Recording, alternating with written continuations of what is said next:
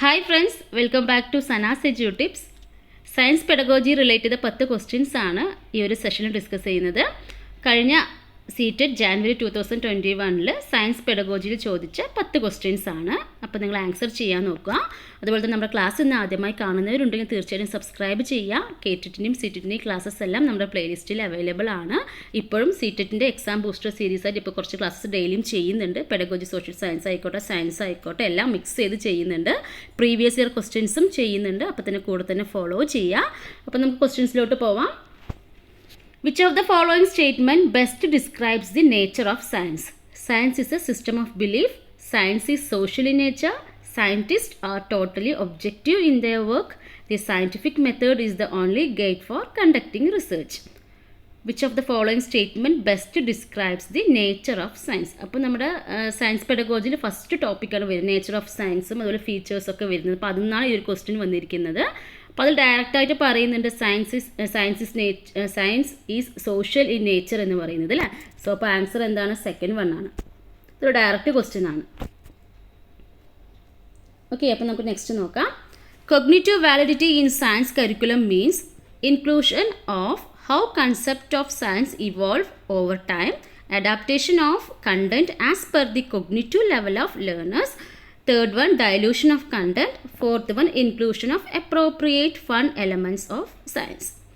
എന്താണ് cognitive element in science curriculum എന്ന് വെച്ച് കഴിഞ്ഞാൽ, ഇപ്പോൾ നമ്മുടെ ഇതും ആ ഒരു ഫസ്റ്റ് സിലബസിൽ പറഞ്ഞ ഫസ്റ്റ് ടോപ്പിക്കിൽ വരുന്ന കാര്യമാണ്. അപ്പോൾ അതിൽ NCF റിലേറ്റ് ചെയ്തിട്ടാണ് ഈ ഒരു സംഭവങ്ങളൊക്കെ പറയുന്നത്.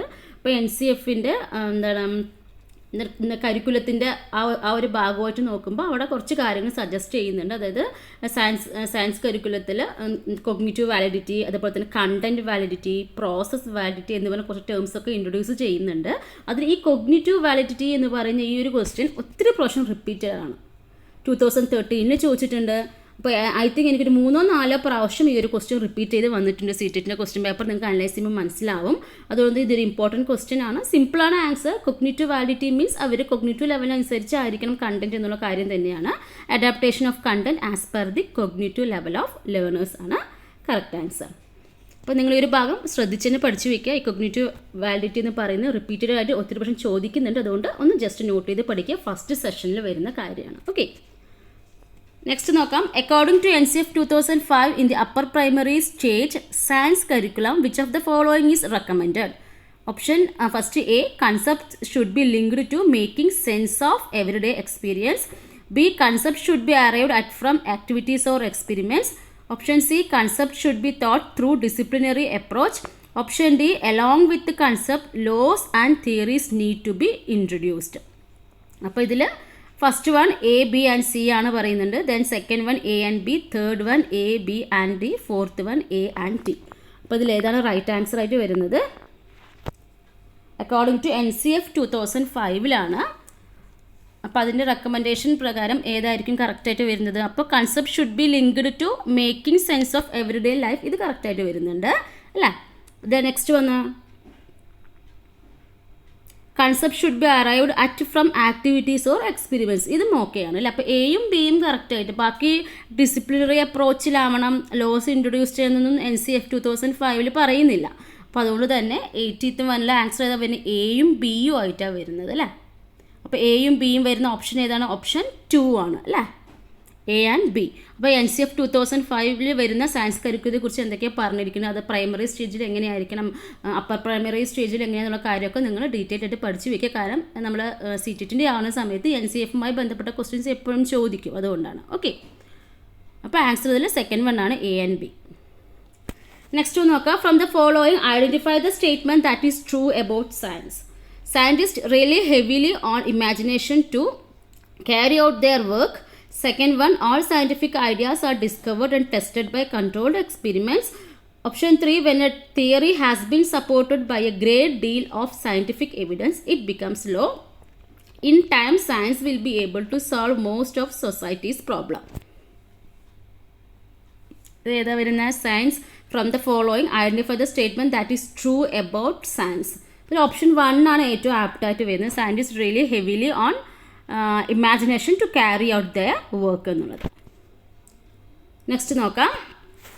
Aisha was given an individual task of collecting weather reports for a week.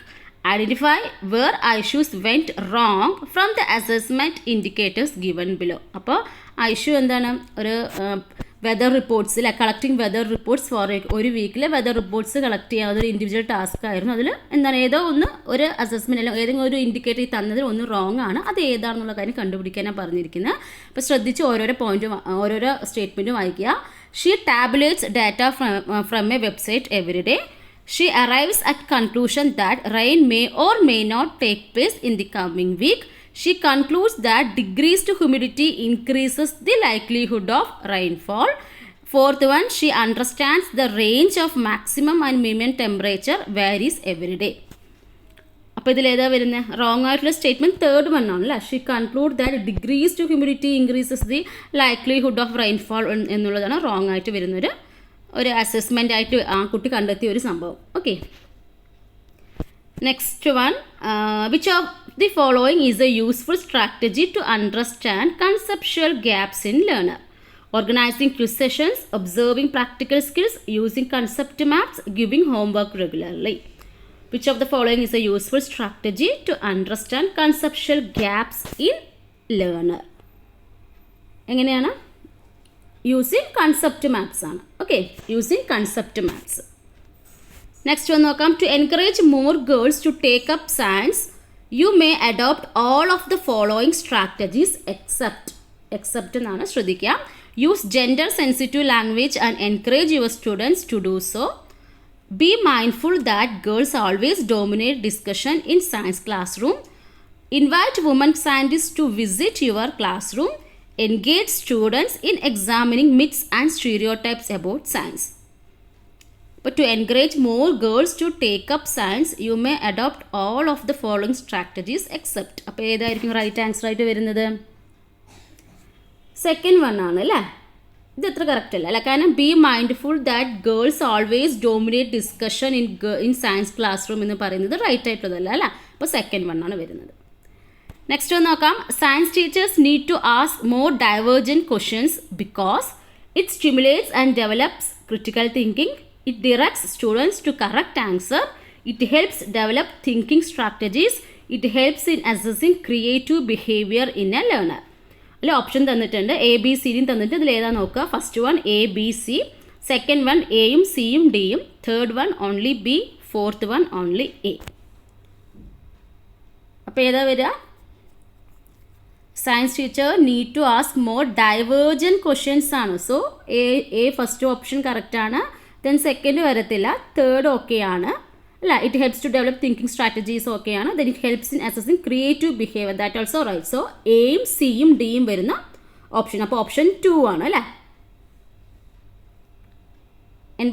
Okay, option 2 ആണ് കറക്റ്റായിട്ട് വരുന്നത് ഈ ഒരു ക്വസ്റ്റ്യൻ്റെ. അപ്പോൾ അതിൽ തന്ന ഈ നമ്പറൊക്കെ അതിൻ്റെ നമ്പർ ആയിരുന്നു. ആ ഒരു നമ്മുടെ കഴിഞ്ഞ ജാനുവരി 2021 കഴിഞ്ഞ ആ ഒരു ക്വസ്റ്റ്യൻ പേപ്പറിൽ അങ്ങനെ എടുത്തത് കൊണ്ടാണ് ആ നമ്പർ ഇങ്ങനെ വന്നത്. അപ്പോൾ ഇത് 85th ക്വസ്റ്റ്യൻ ആണെന്ന് വിചാരിക്കരുത്. ഇതിൽ അങ്ങനെ ആയതുകൊണ്ട് ആ പേപ്പറിൽ നിന്ന് അങ്ങനെ കോപ്പി ചെയ്തത് കൊണ്ടാണ്. ഓക്കെ, നെക്സ്റ്റ് നോക്കാം. Using demonstrations in class room predominantly involves learner in visual and auditory learning. Visual learning only. Visual, auditory and kinesthetic learning. Auditory and kinesthetic learning. അപ്പോൾ using demonstrations in classroom. അപ്പോൾ classroom എന്ന് പ്രത്യേകം പറഞ്ഞിട്ടുണ്ടല്ലേ. predominantly involves learner in എന്താവാം? Visual and auditory learning. Okay, visual and auditory learning. Next നോക്കാം. Give the sequence of planning for your science classroom using inquiry approach in teaching concept of density. A B C, അത് 3 എന്താണ് concept തന്നിട്ടുണ്ട്. അതിൽ ഡെൻസിറ്റിയുമായി പഠിപ്പിക്കുന്ന സമയത്ത് ഏത് ഓർഡറിലാണെന്നാണ് ചോദിക്കുന്നത്. Allow students to determine relationship between objects that float and sink. Then allow students to play with water in a tub with different objects. Then ask students to design a small board that carry 1 kg of weight. അപ്പോൾ ആദ്യത്തെ ഓപ്ഷനിൽ ആദ്യം A B C എന്ന ഓർഡറിലാണ്. Second പറയുന്നത് C B A എന്നതിൽ. Then third sequence ആയി പറയുന്നത് ബിയും സിയും എയും എന്നാണ്. ദെൻ ഫോർത്ത് വണ്ണായിട്ട് പറയുന്നത് ബി എ സി എന്നുള്ളതാണ്. അപ്പോൾ എങ്ങനെയാണ് അപ്പോൾ ഡെൻസിറ്റിയെക്കുറിച്ച് ആ ഒരു കൺസെപ്റ്റ് പഠിപ്പിക്കുന്ന സമയത്ത് എന്തായിരിക്കണം ആദ്യം ചെയ്യേണ്ടത്? അപ്പോൾ നമുക്ക് ആദ്യം ബി ഓക്കെ ആണ് അല്ലേ. Allow students to play with water in a tub with different objects. അപ്പോൾ ആദ്യം ബി ചെയ്യാം. ദെൻ അത് കഴിഞ്ഞിട്ട് എന്താവാം, പിന്നെ allow students to determine relationship between objects that float and sink ആവാം അല്ലേ. ഓക്കെ, ഇത് സെക്കൻഡ് സ്റ്റെപ്പ് ആവാം. ദെൻ ലാസ്റ്റ് എന്ത്, ask students to design a small boat that can carry 1 kg of weight. അപ്പോൾ എന്ത് വരും, BAC എന്നൊരു ഓർഡർ ആയിരിക്കും കറക്റ്റായിട്ട് വരുന്നത്. BAC എവിടെ ഫോർത്തിലാണ് അല്ലേ, അപ്പോൾ ഫോർത്ത് ഓപ്ഷനാണ്. അപ്പോൾ നാലാമത്തെയാണ് കറക്റ്റായിട്ട് വരുന്നത്. ഓക്കെ അല്ലേ. അപ്പോൾ ഇത് ഇപ്പോൾ കഴിഞ്ഞത് ജാനുവരി 2021 കഴിഞ്ഞ ക്വസ്റ്റ്യൻ പേപ്പർ, ഇത് 10 ക്വസ്റ്റ്യൻസ് ആയിരുന്നു ഇത്. അപ്പോൾ നിങ്ങൾക്ക് ആൻസർ എല്ലാം കിട്ടിക്കാണുമെന്ന് വിശ്വസിക്കുന്നു. അപ്പോൾ നിങ്ങൾക്ക് ഈ ഇങ്ങനത്തെ ക്ലാസ്സസ് ഇഷ്ടപ്പെടുവാണെങ്കിൽ നിങ്ങൾ ലൈക്ക് ചെയ്യാം. യൂസ്ഫുള്ളായി തോന്നുവാണെങ്കിൽ ഫ്രണ്ട്സിനോട് ഷെയർ ചെയ്യാനും മറക്കല്ലേ. Okay, thank